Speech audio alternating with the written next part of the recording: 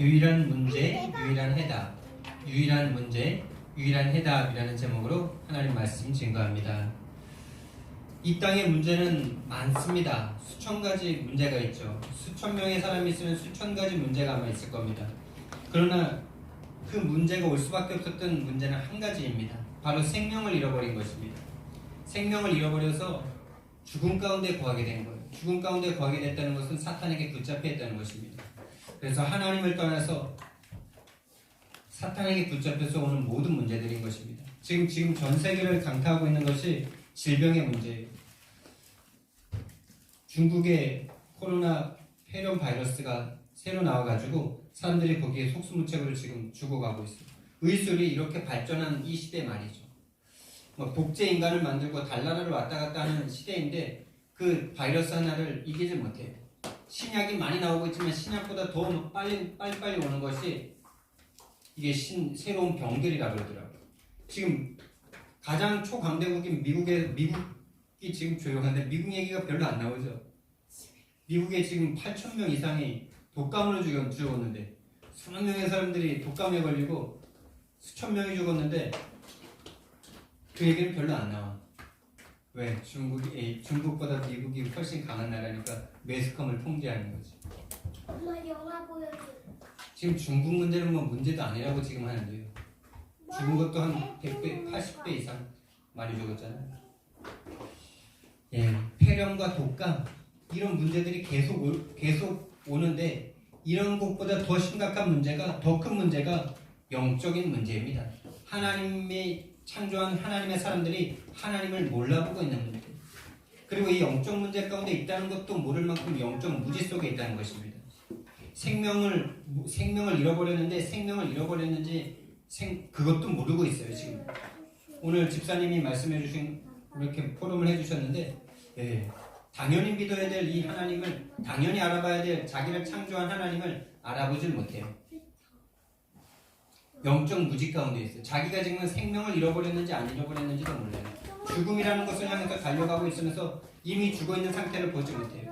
물고기가 물을 떠나서 팔딱거리고 있는 것을 보면서는 저 물고기 죽었네 라고 말하고 있으면서 죽음을 향해서 지금 뚜벅뚜벅 걸어가고 있는 자신들은 지금 이미 죽음에 와 있다는 사실을 모르고 있어요. 그리고 이 생명을 얻은 사람들 또한 아무것도 하지 못할 만큼 그 연약한 생명, 그저 숨만 쉬고 있는 생명, 어린아이 같은 그 생명, 누군가 보여주지 않으면 아무것도 할 수 없는 생산적인 일은 아무것도 할 수 없는 그런 생명 가운데 있기 때문에 이 풍성한 생명을 얻어야 된다는 이것 또한 모르고 있어요. 우리가 현장 나가보면은 성도들이 정말 복음에 대한 확신 있는 사람이 있던가요? 정말 복음에 대해서 확신 있는 사람 없잖아요. 확신 있는 사람들도 그 확신이 다 교회 중심이잖아요. 자기 신앙 중심이잖아요. 정말 세계복음화를 향해서 달려가는 사람 진짜 한 명 만나보신 적 있습니까? 여기 있는 저와 여러분 말고는 없더라고요. 지금 우리가 만나고 있는 그 목사님들과 그 교회 외에는 없더라고요. 정말 우리가 이 땅의 문제를, 이 땅의 수만 가지의 문제를 보면서 한 가지 문제로 볼 수 있다면 우리는 그 사람들에게 전도할 수 있습니다. 이 땅에 수천만 가지의 문제가 있지만 한 가지 문제로 보여야 오직 예수 그리스도가 해답이라는 사실을 증거할 수 있는 것 아닙니까? 그래서 이 땅의 문제는 폐렴과 독감과 돈이 없다, 건강 없다, 집안 문제 있다, 자녀 문제 있다, 돈 문제 있다, 그런 모든 문제 이전에 그 모든 문제가 계속 올 수밖에 없는 한 가지 문제를 먹으면 또 다른 문제가 오고. 아니 지금 이 나라 이 시대가 얼마나 잘 삽니까? 옛날에는 무식해서라도 그 질병에 당했다고 하지만 지금 얼마나 똑똑하고 100세 시대인데 그런데도 지금 새롭게 나타나는 이 병들을 막을 수가 없는 거예요. 그만큼 근본 문제 속에서 하나님을 떠난 문제 속에서 새로운 문제들이 계속 새롭게 솟아나는 것입니다. 그래서 이 땅의 문제는 다른 문제가 아니고 하나님을 잃어버린 문제예요. 나를 창조하신 부모님을, 나를 창조해주시고 나를 낳아주신 부모님을 알아보지 못하는 문제예요. 나를 창조해주시고 지금도 우리의 심장을 벌떡벌떡 뛰게 하는 게 누굽니까 도대체요? 여러분들이 심장이 뛰는 걸 한 번이라도 본 적 있어요? 여러분 심장 어떻게 생겼는지 보셨어요? 못 봤죠? 우리는 우리의 주인이 아니에요. 여러분들 간 한 번 보셨어요? 간? 여러분 간? 여러분 위 한 번 보셨어요? 위? 못 봤죠? 우리는 못 봤어요. 근데 살고 있어요. 그것들이 작동하면서 살고 있어요. 우리는 우리 하나도 못 봐요. 우리 거 보려면 열어야 되는데 열면 죽어요. 근데 이 심장이 정확하게 열렸다 닫았다 열렸다 닫았다 쿵쾅쿵쾅 뛰면서 온몸에 피가 막 가면서 막 살아가고 있어요. 예. 이 심장을 만들어주신 그분을 몰라봐요. 우리 안에 이 육신을 움직이게 하는 이 엄청난 걸작품을 만드신 하나님을 몰라봐요. 하나님을 몰라본다니까요. 이게 영적인 문제입니다. 이게 모든 문제의 근원이에요. 하나님을 몰라봐요. 하나님이 우리를 창조해 주셨는데, 우리를 낳아 주셨는데 엄마 아빠를 못 알아봐요. 그거 외에는 더 문제가 없는 거예요. 그게 성경에서는 죄라고만 합니다. 이 죄로 인한 저주와 재앙이 계속 오는 거예요. 어떤 문제가 계속 오는 게 아니고, 내가 뭔가 실수해서 나에게 문제가 오는 게 아니고, 내가 뭔가 잘못해서 내가 뭔가 부족해서 아니에요. 원죄로 인한 저주와 재앙이 계속 밀려오는 것입니다. 어제도 한 청년을 만나고 왔어요. 밤 10시 넘어서 한 청년을 만났는데 이 사람이 모태신앙이더라 그러더라고요. 나는 모태신앙인 줄 몰랐어요. 어렸을 때 잠깐 교회 다닌 걸로 들었었는데 모태신앙으로서 고3 때까지 교회를 잘 다니다가 성인이 되면서부터 바빠지면서 교회를 안 나가기 시작했다고 말을 하더라고요. 아버지가 16살 때 심장마비로 돌아가시고 어머니는 8년 전에 유방암으로 돌아가시고 지금 천의 보화처럼 살아가고 있어요. 그래서 그 사람이 바빠서 성인 되면서 교회를 안 나갔다 이러더라고요. 그래서 제가 말을 했어요.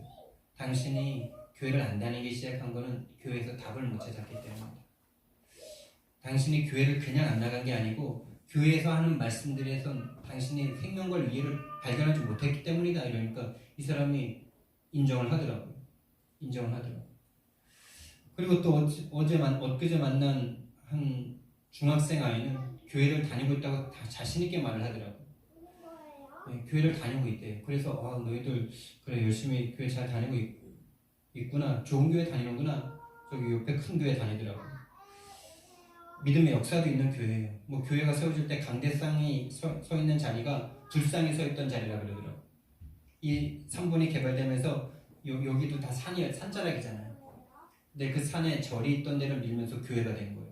근데 그 교회가 세워지는데 거기에 딱 강대상이 놓이는 그 자리가 둘상이 세워져 있던 자리예요. 그래서 막 무슨 막 신비한 일들이 많이 일어났대요. 막 그래서 막 그것 때문에 막 무슨 일도 막 나기도 하고 막 이랬다는데 그런 역사가 있던 교회를 다니는 학생을 만났는데 둘을 만났는데 예수님이 어디에 계시냐 이러니까 하늘에 계시면서 우리에게 복을 내려주시죠 이러더라고요. 그래 맞다. 그것도 맞는데 근데 성경 말씀에 보니까 예수님께서 십자가를 못 박혀 죽으신 거 너희들은 믿지 이러니까 믿는데 근데 그 십자가에서 못 박혀 죽으신 이유가 지금 너와 함께 하시려고 죽었다라고 말씀하시더라. 하늘에서 복을 내려주시는 것이 아니라 지금 나와 함께 하시는 것이 최고의 축복이다 이렇게 말을 하니까 얘가 눈이 막 띵그래져요. 그래서 엄청 복음을 잘 들어요. 그 횡단보도 앞에서 둘이 서서 영접을 했다니까요. 그러면서 막 얘가 막 더 듣고 싶다는 막 그런 어떤 되게 막 스펀지처럼 막 복음을 막 빨아들여요. 그러면서 제가 계속 복음을 전하는 가운데 너희들 기도하면서 응답 한 번이라도 받아봤지 이랬어요 제가. 모태신앙으로서 중학교까지 지금 왔으니까 응답 한 번이라도 받아봤지 이러니까 저 응답 한 번도 못 받아봤는데 이러더라고요. 남 얘기처럼 들리지가 않더라고요. 하나님께서 저에게 은혜 주셔서 많은 응답과 은혜가 있었지만 제가 초등학교 6학년 때 하나님의 은혜로 이렇게 회심을 하고 난 이후 고등학생 때부터 다시 방황이 시작되면서 응답이 없는 시간을 한 3년만 보냈는데도 얼마나 내 인생이 답답하고 하나님이 안 계신 것 같다는 이 마음이 드니까 얼마나 인생이 괴로운지 그랬었는데 그 아이가 지금 모태신앙부터 지금까지 살아왔는데 한 번도 응답을 받아본 적이 없다는 거예요.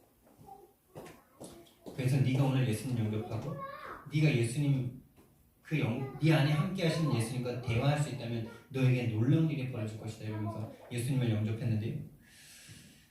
영적 무지 가운데 있습니다. 하나님을 몰라봐요. 하나님이 우리를 창조해 주셨는데 그걸 몰라봐요. 그걸 몰라보는 게 원죄예요. 사탄이 그 눈을 가렸어요. 이것이 우리 인생의 한 가지 문제입니다. 그래서 사탄에게 붙잡혀서 하나님을 떠나는 원죄 가운데 빠졌는데 이것이 세 가지 문제인 것 같지만 한 가지 문제예요. 한 가지 문제인데 세 가지 문제예요. 이것이 우리 인생의 유일한 문제예요. 이 문제 때문에 모든 사람이 나 중심으로 살아갑니다. 나밖에 없어요. 내 입장밖에 없어요. 다른 건 보이지가 않아. 내 문제만 해결돼야 돼. 내 문제 해결 안 되면 아무것도 없어요. 내 것을 위해서 서로를 죽이고 경쟁하는 시대. 옛날부터 그랬고요. 계속 그랬고요. 창세기 3장 2례로 계속 그랬습니다. 서로가 높은 데 올라가고 더 다른 사람을 지배하고 싶은 그 욕심 때문에 전쟁의 역사가 이 세상의 역사 아닙니까? 지금 전쟁이 없는 시대지만 눈에 보이지 않게 서로 전쟁하고 있잖아요. 물질, 우상, 성공을 향해서 완전히 달려가고 있습니다. 다른 것은 보이지가 않아요. 그래서 이 세상의 문화에 완전히 속아서요. 눈에 보이는 것들에 이 세상의 문제를 해결하려고 눈에 보이는 것들을 찾아갑니다. 그게 뭡니까? 무당이죠. 절이죠. 뭔가 보이는 게 있어야 돼. 형상에게 절이라도 해야 돼. 불안해. 거기에다 뭔가 절을 하면 또 응답이 와. 눈에 보이는 것만 찾아다닙니다. 눈이 안 보이는 것은 찾지를 못해요. 이게 영적인 문제예요. 영적인 눈을 뜨지 못해요. 영적인 존재로 창조됐는데 영적인 눈이 어두워졌어요. 그래서 눈에 보이는 것만 찾아요. 자기가 돌을 깎아놓고 거기다 절을 해요. 이 정신이 나간 거잖아요. 자기가 깎았으면 그게 나한테 절을 하든가 해야 되는데 거기다 절을 하고 있다니까요. 돼지머리, 그 돼지 잘 키워가지고 잡아서 먹어야 되는데 돼지머리 잘라가지고 거기다 절하고 돈 꽂고 이래요. 미쳤죠. 귀신 들렸죠. 그 귀신 들린 거예요. 그게 귀신 들린 거예요. 하나님을 알아보지 못하고 자기를 창조하신 하나님을 알아보지 못하는 게 귀신 들린 거예요. 막 머리에 풀어헤치고 막 침 질질 흘리고 막 헛소리 막 해야 그게 귀신 들린 게 아니고요. 하나님을 알아보지 못하는 게 귀신 들린 거예요. 아니 여러분들이 사랑하는 자녀가 있잖아요. 근데 공부는 너무너무 잘해요. 정말 똑똑해서 하버드 때까지 갈 정도야. 서울대 갈 정도야. 근데 엄마를 엄마로 안 알아봐. 못 알아봐. 나를 아빠라고 안 불러. 근데 서울대 갈 정도야. 하버드대 갈 정도야. 근데 나를 아빠라고 부르기 싫대. 다른 사람한테 가서 엄마 아빠라고 부르고 있어. 귀신 들렸죠. 정신 문제죠. 그게 그냥 장난이 아니고 진짜로 그렇게 한다면요. 진짜 내가 낳아서 지금까지 키워줬는데 먹여주고 입혀주고 씻겨주고 다 해줬는데 엄마를 못 알아봐. 아빠를 못 알아봐. 그리고 자꾸 돌 깎아놓고 거기에다가 또 이게 아빠입니다. 나를 살려주십시오. 나를 도와주십시오. 막 이러고 있어. 근데 공부는 너무너무 잘해. 돈도 잘 벌어. 성공도 해. 그래서 그런 사람들이 다 귀신 들린 거예요. 여러분들에게 만약에 자녀가 그렇다면 아니, 장난이 아니고 평생을 나를 아빠라고 못 알아본다면요. 근데 공부는 너무 잘한다면요. 그게 원죄예요. 그게 사탄에게 잡힌 거예요. 그러니까 이 신분이 딱 마귀에게 딱 잡혀버리니까 당연히 우상숭배할 수밖에 없어요. 인생에 닥쳐오는 문제들이 자꾸 터지잖아요. 이거 폐렴 언제 끝났는데 또 다른 신종 폐렴이 생기니까 이걸 못 막아 이게. 아니 같은 폐렴인데 바이러스 하나 조금 바뀌었는데 그걸 못 막아. 그러니까 우상숭배 해야 돼. 인간의 힘으로 해결할 수 없으니까 자꾸 종교를 찾아요. 지금 의술이라도 발달해서 이런 문제 놓고 막 무당한테 찾아가지 않지만 지금도 아마 자기 아들 막 폐렴 걸려서 무당한테 가서 지금 이것 좀 낫게해달라고 이런 사람들 아마 수두룩할걸요 중국에? 아니면 절 찾아가가지고 내 아들 낫게 해주십시오 이런 사람 수두룩할까요? 할걸요? 나라에서는 이거 빨리 바이러스 연구하려고 지금 하고 있겠지만 수많은 사람들은 이 문제를 나라가 해결해 줄 수 없고 의술과 과학이 해결해 줄 수 없으니까 지금 아마 절이 아마 호황일걸요? 무당이 호황일걸요 아마? 미국도 마찬가지일걸요? 인간이 해결할 수 없어요. 미국이라는 강력한 저 나라가 이 독감 하나를 못 막아요. 감기 하나를 못 막아요 지금. 아니 전쟁에서 다 승리할 수 있는 나라가 미국 아닙니까? 모든 나라를 지금 지배하고 있는 나라가 미국 아닙니까? 유럽 전체의 나라를 합쳐도 미국 하나의 국방 예산을 못 들어간다고 그러더라고요. 초강대국이죠. 국방 예산 자체가 저 유럽 전체 합친 국방 예산보다 거의 맞먹는다 그러더라고요. 더 많다고 그러더라고요. 조사는 안 해봤는데. 그런 나라가 이 감기 하나를 못 막아요. 그러니까 나라가 해결해주지 못하니까, 과학이 해결해주지 못하니까, 인간의 노력으로 해결이 안 되니까 뭘 찾아요? 자기 아버지 찾아가는 거예요. 무당 찾아가는 거예요. 절 찾아가는 거예요. 귀신 찾아가는 거예요. 그러니까 어떻게 됩니까? 당연히 마음과 생각이 잡힐 수밖에 없죠. 정신문제, 영적인 문제 올 수밖에 없죠. 귀신 들리죠. 귀신 역사하죠. 귀신에게 이 병이라도 나으려고 몸과 마음을 다 팔죠. 인생을 팔죠. 그러니까 미래는 당연히 두려울 수밖에 없고요. 죽음을 향해서 뚜벅뚜벅 걸어가고 있어요. 아니 그 병 나으면요. 그 성공하면요. 그 다음 돈 많이 벌었어요. 좋은 집 얻었어요. 좋은 차 탔어요. 그거 누렸어요. 그 다음 많이 다 누렸는데 한 10년, 20년, 30년 살다 보니까 죽음이 점점 다가와. 지금 삶이 죽기보다 싫은 사람이 죽음이 더 두렵겠어요. 지금 너무 많이 누려가지고 행복해 죽겠는데 그 사람이 죽음이 더 싫겠어요. 누린 사람일수록 많이 가지고 많이 벌고 많이 성공한 사람일수록 죽음이라는 게 이게 절체절명의 문제 아닙니까? 이것을 막을 수가 없어. 내가 가진 돈이, 내가 가진 지식과 능력이, 내가 가진 백이, 내가 가진 행복이 이 모든 인간에게 닥쳐온 이 죽음을 막을 수가 없다니까. 미래 문제. 그러니까 마음이 공허하고 이걸 잊어보려고 마약도 하고 돈 있는 사람은 마약하고 돈 없는 사람은 미신 찾아가고 돈 있는 사람도 미신 찾아가지만 돈 없는 사람은 마약하고 싶어도 못하잖아. 조금 잊고 살려고 자꾸 어딘가에 집착하는 거예요. 여자에 집착하고 돈에 집착하고 영화에 집착하고 여행에 집착하고 그래서 그걸 잊어야 돼요. 자꾸. 내가 죽음을 향해서 달려가고 있다는 걸 잊어야 돼요. 내가 죽음 가운데 있다는 것을 좀 잊어버려야 돼요. 고통이니까, 괴로우니까, 해결이 안 되니까. 해결의 길을 말해줘도 믿지 않잖아. 이 문제가 영적인 문제고 하나님께서 이 문제 해결하려고 오신 그분이 예수다 라고 말해줘도 믿지 못하잖아. 근데 우리는 어쩌다가 이 복음이 진짜 우리 집사님이 말한 것처럼 저 사람이 저렇게 나보다 인격도 훌륭하고 착한 사람도 얼마나 많습니까? 우리보다 착한 사람은 정말 많잖아요. 선하고 양심이 너무 바르고 법 없이는 살 사람들이 있는데 그 사람들이 이 예수님을 못 알아봐요. 이 목자를, 참된 목자이신 예수님을, 생명을 주러 오신 창조주이신 예수님을, 하나님을 못 알아봐요. 이게 이 땅의 한 가지 문제입니다. 여러분, 이 문제가 현장에서 확인되시기를 예수님 이름으로 축원드립니다.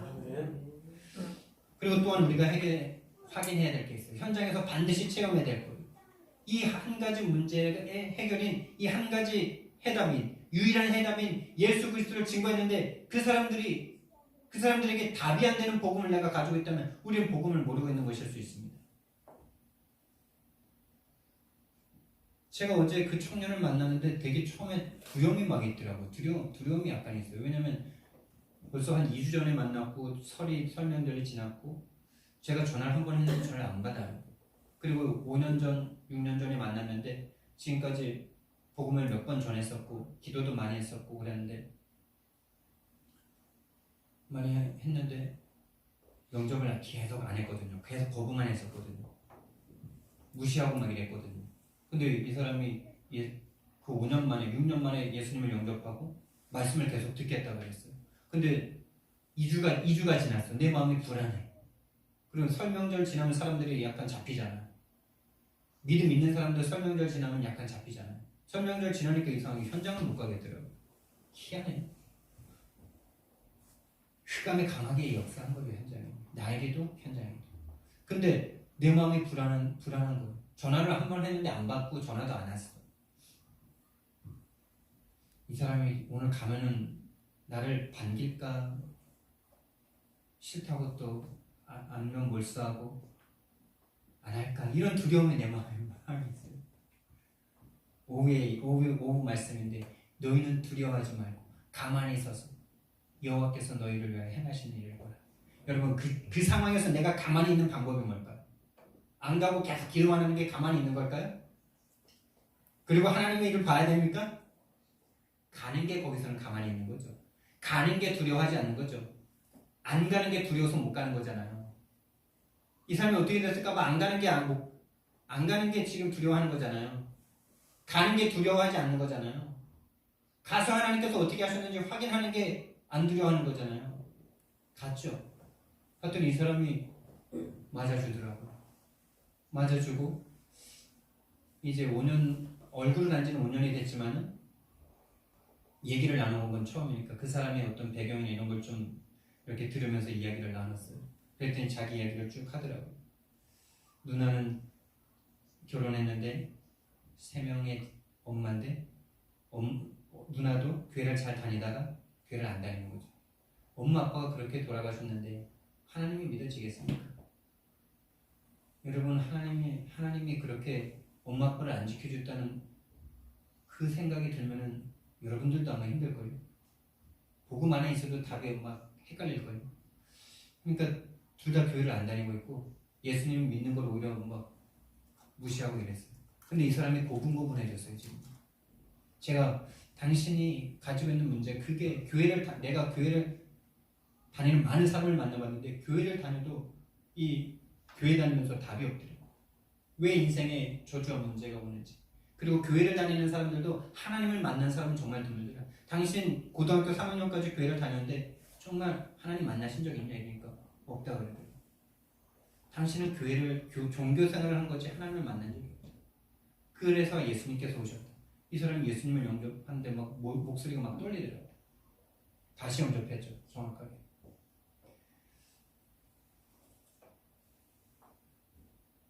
현장에서 자꾸 확인하셔야 돼요. 내가 전하는 복음이 상대에게 답이 되는가. 답이 안 되고 있다면 내가 복음을 그만큼밖에 모르고 있구나 이렇게 생각하시면 돼요. 그게 정확한 내가 복음을 알고 있는 바로미터예요. 부인할 수가 없어요. 그럼 어떻게 하면 되냐고요? 계속 우리가 성경 보고 연구해야 됩니까? 성경 연구가 부족해서 내가 전하는 복음이 답이 안 됩니까? 지금 우리가 40년 동안 신앙생활을 했는데 그 복음은 그런 지식이 없어서 상대방에게 답이 안 됩니까?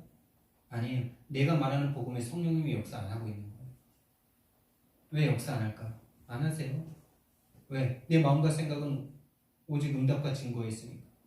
그 영혼을 향한 사랑이 없고 하나님의 마음이 없고 전도자의 마음이 없고 이 사람 어떻게 해서 복음 교회 데리고 오려는 마음으로 교회 나갑니까? 내가 이 사람 전도해서 성공해야 되니까. 어떤 다른 동기들로 가득해 있는 나 자신도 보지 못해요. 현장 안 가면. 현장 갈 수도 없어요. 한번 갔다가 다음에 못 가요. 지속가 안 돼요. 성령이 역사하시는 복음이 나에게 오는 거예요. 성령이 역사하실 만큼 내가 하나님과 맞지 않는 거예요. 지금. 그래서 우리는 계속 현장을 통해서 나 자신을 확인하셔야 돼요.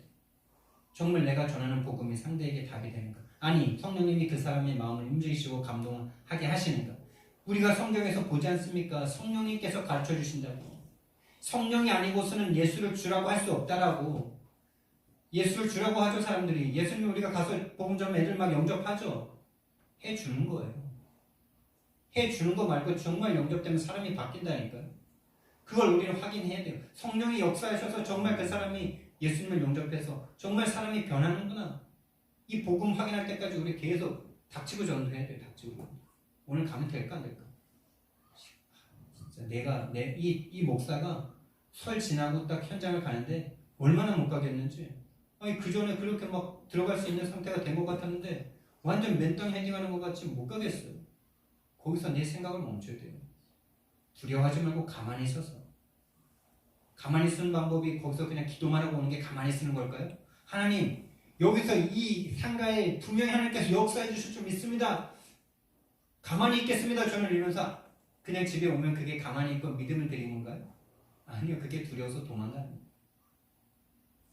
거기에서의 믿음은 거기서 두려워하지 않고 가만히 쓰는 방법은 내 생각을 멈추고 가보는 거예요. 여호와께서 나를 위하여 행하시는 일을 보는 거예요. 하나님께서 나를 위해서 행하시는 일을 행하시는가 안 하시는가 나를 자꾸 확인해야 되는 거예요. 그게 바로 여러분 홍해 앞에서 이거 2부 메시지가 자꾸 나오는데 홍해 앞에서 믿음이 뭐겠습니까? 너희는 가만히 있어서 너희는 두려워하지 말고 가만히 있어서 오늘날 여호와께서 너희를 위하여 행하시는 여호와의 구원을 보라. 홍해 앞에서는 제일 힘든 게 뭐예요? 가만히 있는 거예요. 뗏목이라도 지금 만들어야 돼. 지금 갖고 온 물건 찾아가서 뗏목이라도 만들어서 빨리 홍해로 뛰어야 돼. 거기에서의 믿음은 가만히 있는 거예요. 지금 우리에게 믿음은 가는 거예요. 성령님께서 역사하신다는 믿음, 하나님께서 예수님께서 함께하니까 너희는 가라 그랬잖아요. 가는 게 믿음이에요.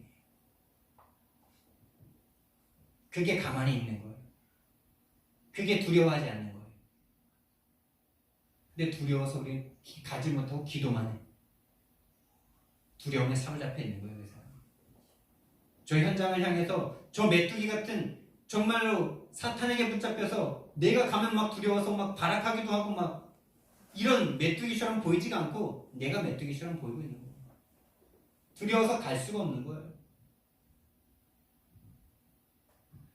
여러분, 저와 여러분이 눈이 열려지는 응답이 있기를 예수님 이름으로 축원드립니다. 눈이 열려지셔야 돼요. 눈이 열려지셔야 됩니다. 하나님께서 요즘에 조금씩 저의 눈을 열어주고 계시는 것 같아요. 왜 그럴까요? 내가 현장 전도해야 되니까 하나님 내 눈을 열어주시겠죠. 내가 할 거라는 걸 하나님이 보시니까 열어주시겠죠. 근데 이것 또한 하나님께서 내 마음에 역사해 주신 거죠. 이게 참 재밌어요. 내가 가기 때문에 하나님이 열어주시는데 내가 가는 것도 하나님께서 역사하신 거. 하나님께서 예수가 그리스도라는 이 고백 위에 교회를 세우시는 과정 가운데 내가 들어가 있는 거라니까요. 참 이게 놀라워요. 가고 나서 뒤에서 쳐다보면 다 하나님께서 하신 건데 지금 내가 할 때는 내가 안 하면은 안 되는 거예요. 이게 하나님의 신비입니다. 이거보다 신비가 없어요. 막 병 낫고 이런 게 신비가 아니고요. 내가 하는 것 같은데 하나님이 하신 거예요. 예수님께서 예수님의 교회를 세우시는 가정 가운데 있는 거예요. 나라는 이 융간이라는 이 교회가 세워지는 가정 가운데 제가 지금 가지고 있는 거예요.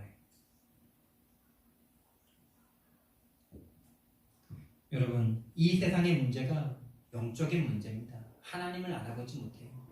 자기를 창조한 아버지를 보지 못해요. 그래서 막 원숭이가 우리 조상이다 이러고요. 돌 깎아놓고 저라고 나무 깎아놓고 저라고. 생명을 가진 교회는 풍성한 생명까지 가지 못하고 아무것도 할 수 없는 바람 훅 불면 꺼질 그런 생명, 위태위태한 생명만 겨우 유지하고 있는 그런 현장입니다. 이 땅의 문제가 도둑을 보지 못하는 문제예요. 오늘 10절 말씀에 도둑이 오는 것은 도둑질하고 죽이고 멸망시키려는 것인데 이 도둑은 어떤 존재입니까? 도둑이 오는데 나 언제 몇 날 몇 시에 갈게 기다리고 있어 그러면서 찾아옵니까? 너희 집에 뭐 귀한 거 많다며 내가 언제 갈게 준비하고 있어 문 열어놓고 있어 이럽니까? 언제 왔는지 모르죠. 여러분들의 인생이 언제 사로잡혔는지 모르죠. 제가 보니까 딱 믿음이 딱 생겨지고 그 믿음에 반응하는 그 행동을 하는 순간부터 우리는 사탄에게 속기 시작해요. 그래서 우리는 내가 뭔가 행동을 하면은 자꾸 내 행동 때문에 하나님께서 복 주실 거라고 자꾸 생각을 해요.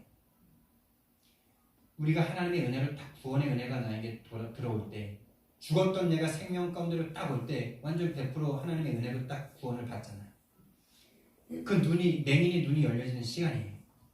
근데 딱 열려졌는데 열려진 그 사람은 하나님의 나라에 속해본 경험이 있습니까? 없습니까? 단 한 번도 없잖아요. 눈을 떴는데 세상을 바라본 적이 단 한 번도 없잖아요. 자기 눈을 떠준 예수님도 못 바라봤잖아요. 그러니까 그 다음부터 다 뭘로 살아요? 내 방법, 내 지식, 내 경험, 이 세상의 어떤 생태계에 의해서 다 살아가요. 그래서 딱 구원받는 은혜는 거저받는데 그 다음부터는 다 내가 뭔가를 해서 받으려고 그래. 요걸 꺾는 시간표가 오직의 시간표예요. 그래서 처음에는 막 하나님이 내 아버지라는 사실로 막 응답을 주세요. 응답이 막 온다니까요. 와, 하나님이 나를, 그래서 막 너무 좋아요. 근데 그 은혜에 반응하는 그때부터 우리는 사탄에게 속기 시작해요. 내가 열심히 해서 하나님께 갚아야지. 갚을 수 있어요?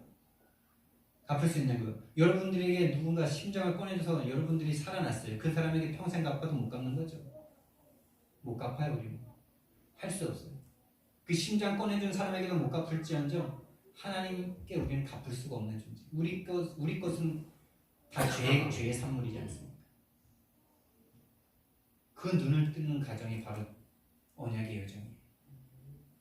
그래서 오직으로 만들어진 거예요. 그래서 무응답을 주시는 거예요. 실패도 주시는 거예요. 홍해를 주시는 거예요. 절체절명의 문제 앞에 딱 세워놓으시는 거예요. 나도 모르는 사이에 딱 장악되어 있어요. 교회가 요 생명 겨우 유지하고 있으면서 우리 지금 잘하고 있다 이럽니다. 그 생명 겨우 유지하고 있으면서 사탄에게 완전 붙잡혀가지고 성도들이 세계복음화를 향해서 하나님의 소원을 향해서 갈 수 없는, 지금 하나님이 우리를 구원하신 이유가 뭔데?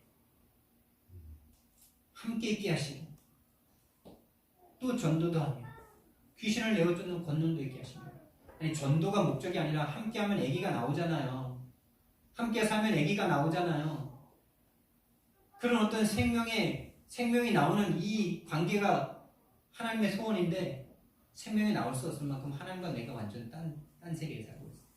아니, 부부가 같이 살면 아기가 나오는데 하나님이랑 같이 살고 있는데 아기가 안 나와요. 뭔가 나오지가 않아요. 열매가 안 나와요. 풍성한 생명까지 가지 못해. 한 이불 속에 들어왔는지도 모르겠는데 한 이불 속에 들어왔는데 등 돌리고 지금 살고 있는 거예요. 예수님과 하나님. 그러니까 하나님과 나 사이 어떤 것들이 안 나와. 마귀가 도둑이 지금 들어와 있는 것을 교회가 못 보고 있습니다. 성도들이 요 눈을 뜨지 못하게 목사들이 다 회개해야 돼요. 신학교가 다 회개해야 돼요. 우리 가족을 생각할 때마다 제가 진짜 한이 있어요. 우리 가문이 완전 귀신 세력으로부터 구원받은 사람들인데 지금 20년 넘게 30년, 40년 가까이 신앙생활을 해오고 있는 이 집안이 마귀에게 좀 그만해야 돼요. 마귀에게 좀 그만하고 사랑의 힘을. 사랑이 뭔데? 사랑이 뭐예요? 아이고 잘 지냈어요? 아이고 괜찮아요? 괜찮습니다. 이게 사랑입니까? 그 사람이 지금 죽어있는데 죽어있는 걸 못 보고 죽어있는 시체에다가 사랑하는 게 그게 사랑이에요? 생명 줘서 그 사람이 살아나게 하는 게 최고의 사랑인 줄 믿습니다. 교회가 세상의 사랑에 잡혀버렸어요. 하나님이 사랑이 아니고 사랑이지 사랑이 하나님 아닙니다. 여러분. 하나님이 선이지 선이 하나님 아니에요. 선에다 하나님을 가두고요. 사랑에다 하나님을 가둡니다. 그 사랑의 기준이 뭐예요? 자기 기준이에요. 자기 선이 기준이에요. 자기가 하나님 돼가지고 지금 하나님을 딱 판단하고 있다니까. 이게 창세기 3장이에요. 교회가 지금 창세기 3장에 완전히 빠져있어. 마귀에 밥되고 있어요. 그러니까 절대 옆에 있는 사람이 지금 예수님 믿었는데 가서 한번 예배를 못 드려준다니까요. 복음을 전하는 건 완전 더 힘들고 가서 복음을 전해줘서 예수님 믿겠다는데 가면 예배할 수 있는데 못 가요. 왜 가냐요? 가는 목사에게. 아니 목사가 시간 있으면 전도해야지. 명절날 가서 뭐 가족이랑 먹고 마시려고 명절입니까? 목사가 가는데 왜 가니? 뭐하러 가니? 가지 말래. 싫대. 무당한테 찾아가는데 싫어. 옆에 귀신 들리는 형님한테 가자니까 싫어. 그 목사가 계속 목사 해야 됩니까?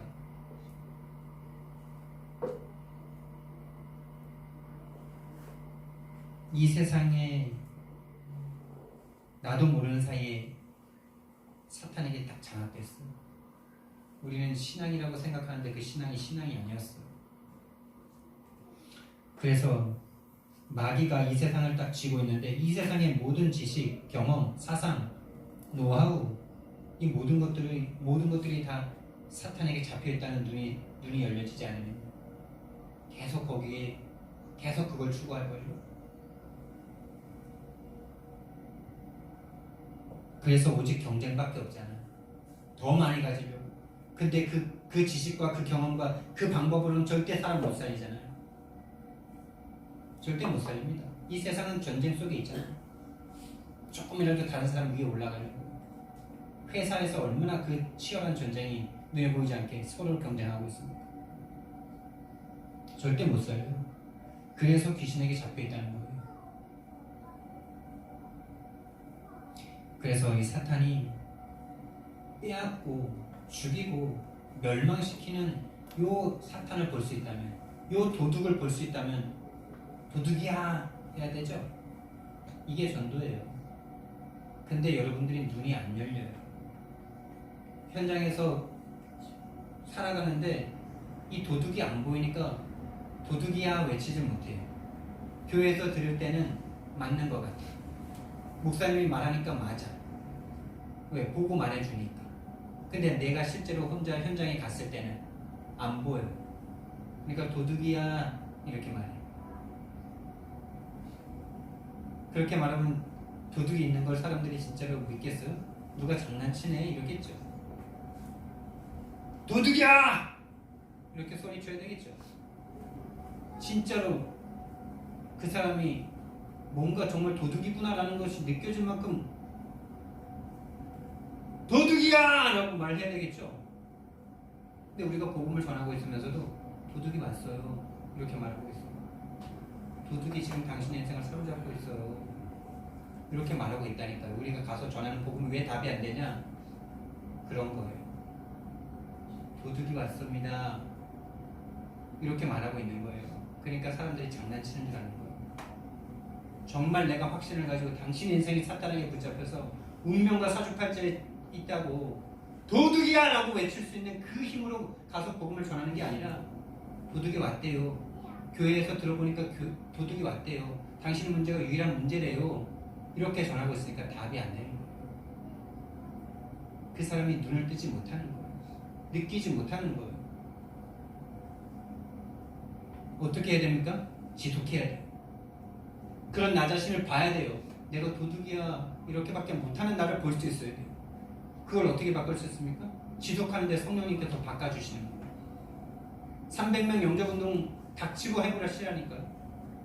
300명 만날 때까지 했다 안 했다 말도 하지 마시고 된다 안 된다 생각도 마시고 복음을 왜 안 듣냐 갈등도 하지 마시고 내가 못 전해주는구나 라고 생각하시고 계속 가세요.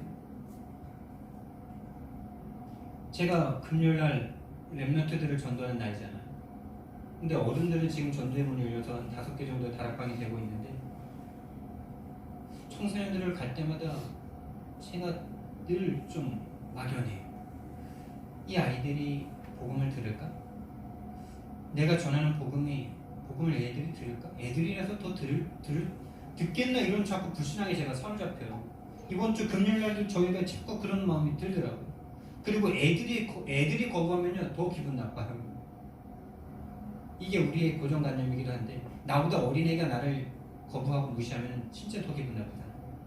유교적인 세계관 쪽에서도 더 기분 나고 뭐 미국이나 이런 서양 사람들도 어린애가 무시하면 더 기분이 나쁜 건 마찬가지일 건데 우리는 유교적인 관념이 더 있다 보니까 장려유서 뭐 이런 게 있다 보니까 더 기분이 나빠요. 금요일날 또 갔는데 처음에 가는데 마음에 계속 또 그래요. 어떻게 이 아이들이 인생에 좀 험한 것도 경험해보고 실패도 경험해본 사람들은 좀 복음을 들을 것 같은데 이 애들은 그런 게 없을 것 같은 자꾸 불신앙에 사로잡히는 거예요. 근데 제 마음에 하나님께서 또 생각을 주시는 게 내가 할 수 없다. 내가 그들을 영접시킬 수 없고 내가 할 수 없다. 나는 근데 내가 300명 영접운동 하지 못한다 할지라도 내가 300명은 만나볼 수 있다. 그런 마음 딱 가지고 닥치고 갔죠. 300명 만나볼 때까지 300명을 내가 만나볼 수는 있잖아요. 내가 할 수는 없어도 여러분들이 영접시킬 수는 없어도 만나볼 수는 있잖아요. 그거 하라는 거잖아요. 우리가 그거 하자는 거잖아요. 갔죠. 그런 마음 주시니까 갔죠. 가서 2명이 버스 정류장에 있길래 다가갔어요. 다가갔더니 그 중에 한 명의 여자애가 가세요. 네. 저는 복음 전하면서 혹시 뭐 다른 종교에 있어서 듣기 싫은 거예요? 아니요. 아니 듣기 싫어요. 가세요. 막 그러는 거예요. 내 오기가 막 생기더라고요. 그래서 제가 지금 겸손하게 당신에게 말하고 있지 않습니까? 제가 나이가 당신보다 2배는 많은 것 같은데 이런 말은 안 했지만 그래서 제가 지금 당신에게 겸손하게 말하고 있지 않습니까? 이러니까 입이 딱 닫아지더라고요. 그래서 복음을 처음부터 끝까지 다 말했죠. 그리고 딱 왔어요. 오는데도 마음의 기쁨과 찜찜함이 같이 와요. 저 어린 것이. 근데 그 복음을 전할 때 얘가 혹시 더 제자가 될 수 있다고 말했는데 그런 기대감도 들었지만은 그 마음의 데미지는 있어요. 또. 하나님 그러면서 계속 기도가 되는 거예요. 현장에서. 정말 주님 내가 할 수 없고 하나님께서 분명히 예비된 자가 이 어린이들 중에서도 분명히 있을 것을 믿습니다. 그런 아이들 만날 때까지 제가 지치지 않고 포기하지 않고 갈 수 있는 성령 충만을 달라고 기도가 되더라고요. 여러분 그런 기도가 진짜 기도 아니에요? 책상머리에 앉아가지고 언제든지 언제나 여기 10배 부음 가진 않아. 진짜 현장에서 그 한이 맺힌 기도 속으로 들어가셔야 돼요. 그리고 이제 쭉 갔다 오면서 또 고등학생부 같아서 딱 만났는데 완전 동안인 아줌마더라고. 그래서 복음을 전하니까 이 사람이 거부하더라고. 그래서 간단하게 한마디는 던져야 되잖아. 예수님은 우리 인생의 운명을 바꾸려고 오신 분이십니다. 들어주셔서 감사합니다. 이러고 또 오면서 두 아이를 만났는데 그 아이가 아까 말했던 그 영접하는 아이들이었어요. 기존 교회를 다니고 있는 아이들.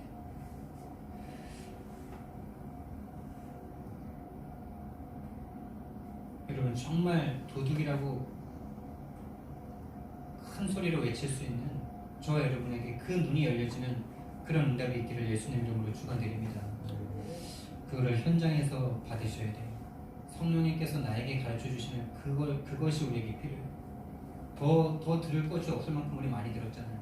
40년 동안 들어왔잖아요. 30년 동안 들어왔잖아요. 받은 훈련이 얼마입니까 지금? 근데 왜 안 될까요? 안 돼요. 현장에서 경험한 적이 없어요. 성령님께서 역사하시는. 내가 현장에서 확인되는 것을 두려워해요. 두려워해서 몇 번 가다가 가라 그랬을 때는 가라가면 몇 번 또 가다가 못 가. 마음의 소원이 그게 아니에요. 다른 데 소원이 있어. 그거 부인할 수가 없어요. 도둑이 와서 도둑질하고 죽이고 멸망시키는 이 유일한 문제 가운데 예수님께서는요 생명을 얻게 하고 더 풍성히 얻게 하려 하셨다라고 말씀하셨습니다. 유일한 해답이죠. 죽은 자들에게 뭐가 필요한데요? 죽어있는 자들에게 돈이 필요합니까? 죽어있는 자들에게 지식이 필요합니까? 죽어있는 자들에게 가족이 필요합니까? 가족의 사랑이 필요합니까? 아니에요. 죽어있는 자는 아무것도 느낄 수가 없고 아무것도 할 수 없는 시체라니까요. 그래서 살리는 것만이 필요한 거예요. 생명이 필요한 거예요. 그래서 유일한 문제, 유일한 해답이에요. 죽어있기 때문에 다른 문제가 더 이상 죽어있는데 뭐 죽어있는 시체에다가 뭐 수천 가지 문제를 가져다 줘도 그 시체가 느낍니까? 도둑이 와서 도둑질하고 죽이고 멸망시키는 게 이 땅의 유일한 문제예요. 지금 당신의 인생이 도둑에게 도둑질 당하고 있다라고 확신 있게 상대가 답이 될 만큼 그 확신 가지고 우리가 전할 수 있길 바랍니다. 그 확신 생길 때까지 현장에서 성령님께서 나에게 확신 주실 때까지 지속하시고 기도하시기 바랍니다. 기도하시는 게 현장 가서 기도하는 거예요. 현장이 하늘 가지고 기도하는 거예요.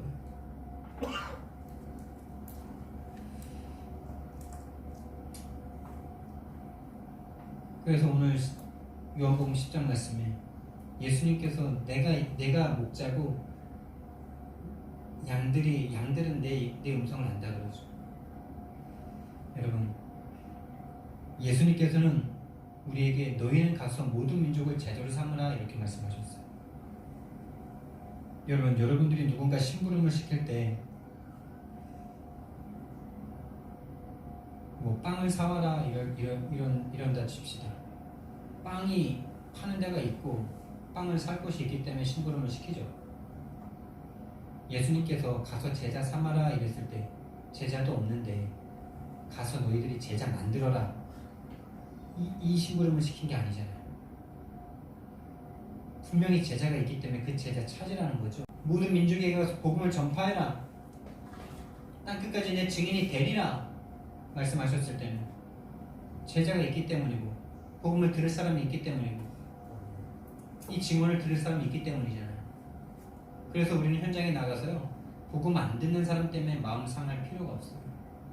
근데 그 시간표가 있어요. 마음이 상하더라고요. 저도요. 근데 자꾸 현장 나가면서 이게 사탄이 속이는 거다라는 것을 자꾸 이 힘을 키우셔야 돼요. 다른 힘이 아니고요. 다른 힘이 도대체 뭐가 있습니까? 우리 성도들이 키워야 될 다른 힘이 뭐가 있습니까?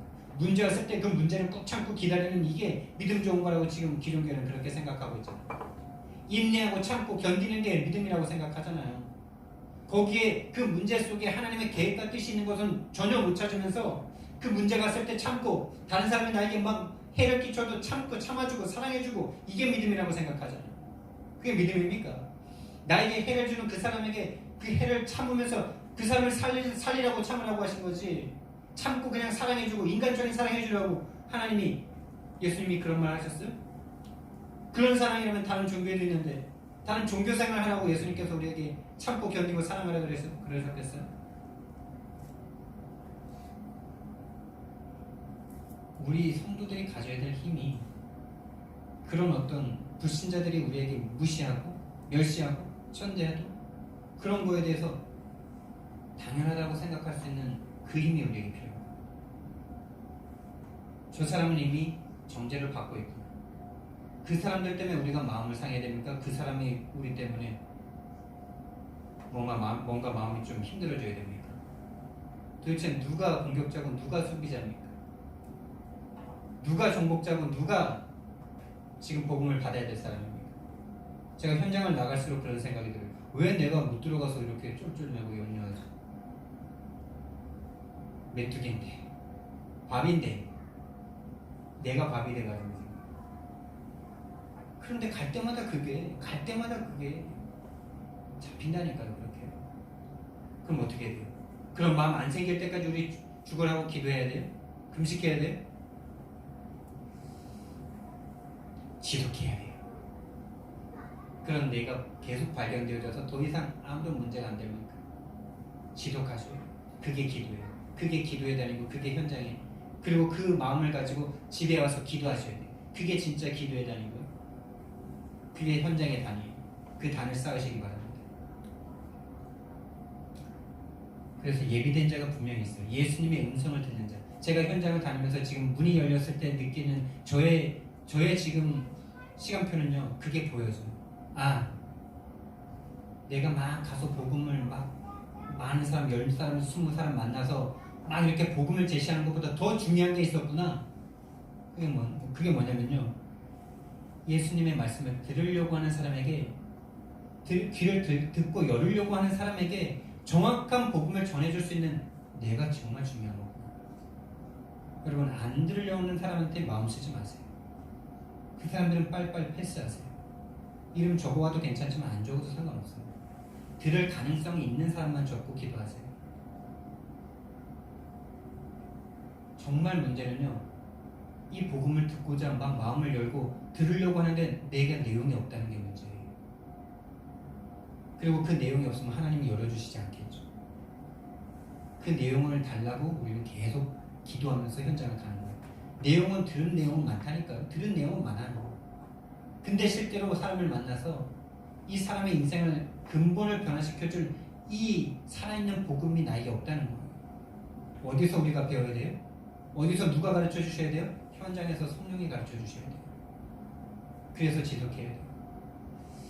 우리가 어떤 게임을 할 때요. 특히 제가 당구를 좀 좋아하는데 당구를 칠 때 보면 승리하는 사람이 어떤 사람이냐면 어려운 공을 막 어려운 공을 억지로만 만들어 치는 사람이 승리하는 게 아니고요. 자에게 좋은 기회가 딱 왔을 때 그 기회를 잘 살려서 치는 사람이 결국에 승리해요. 제가 왜 이 비유를 여기에다 말하냐?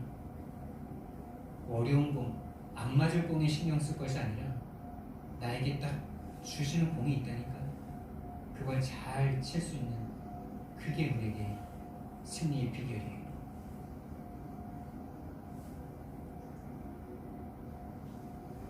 어려운 거는 막 치려고 막 애쓰는데 정작 딱 와 있는 기회는 다 못 쳐. 그 사람은 다 져요.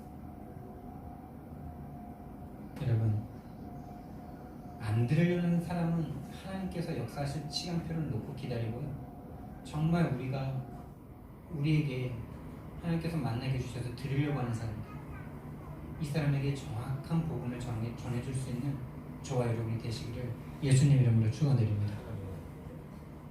그래서 지금 우리가 해야 될 당연한 것이 뭐냐면요, 가는 거예요.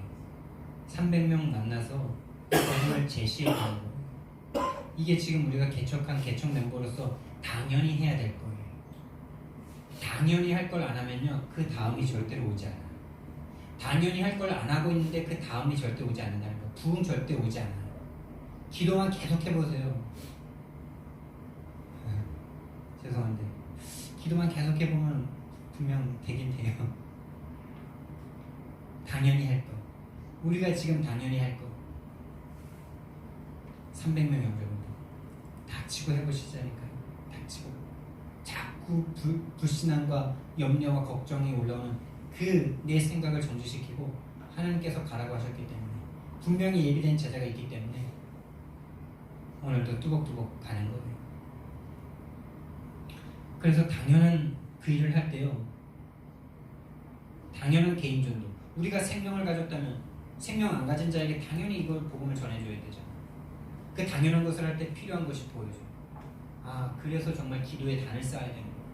이 현장을 지속하면서 이 현장에서 정말 성령님께서 가르쳐주시는 그 복음, 이미 40년 동안 들어왔던 이 복음이 상대에게 답이 되어지는 이 복음이 나에게 필요하고, 이 필요한 게 그때 보여진다니까요. 그 전에는 지금 내가 사람만 붙여주면 다 될 것 같다니까요. 그렇죠 여러분? 그런 생각 들죠? 난 지금 다 준비돼서 내가 가는데 왜 하나님 안 붙여주시지? 이 생각 하잖아요. 왜 안 붙여주실까? 거기에 낙심하잖아요. 근데 딱 붙여주면 가르칠 내용이 없어. 도둑이야 이 정도. 그 사람의 인생의 확신과 근본이 바뀌어질 진짜 도둑이 네 인생을 삼키고 있다는 이 확신 전해줄 수 없는 그런 상태에 있는 나 자신을 못 본다니까. 당연한 것을 하면요, 필요한 게 보여줘. 지금 제가 필요한 게 보여지고 있어. 그래서 기도의 단을 쌓아야 됩니다. 그래서 지속을 계속해야 됩니다. 성령님께서 현장에서 가르쳐주는 그 복음이 필요하구나.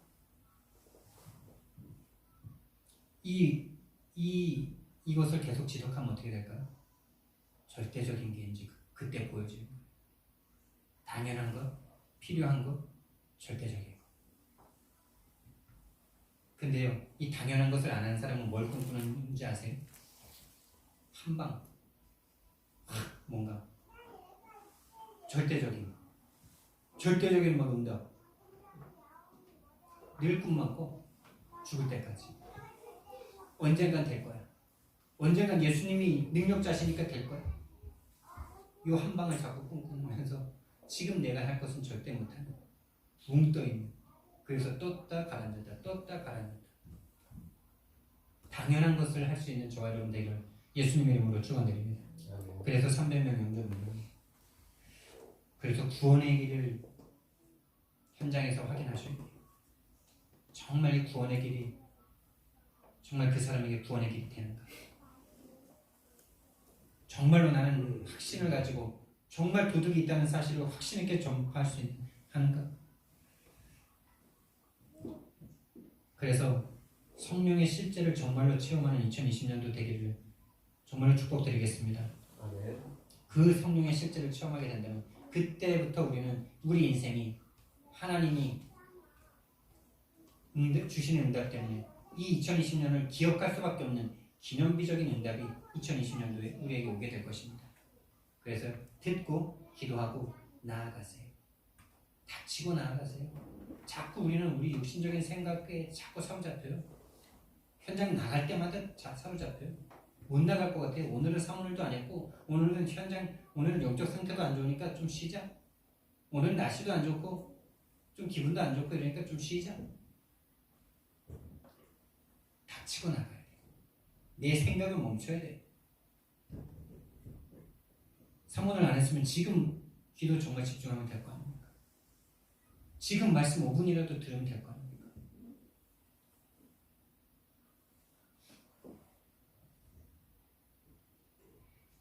그래서 2020년도에는 정말 기념비적인 응답이 우리 인생에 정말 2020년도 그때부터 하나님께서 우리 인생에 실제적인 성령의 역사와 실제적인 복음 누림 속에 제자가 만나지는 2020년도 그때가 시작이었다라고 기념할 수 있는 기념비적인 응답이 저와 여러분에게 일어나는 최고 축복회가 되기를 예수님 이름으로 축원드립니다. 아멘.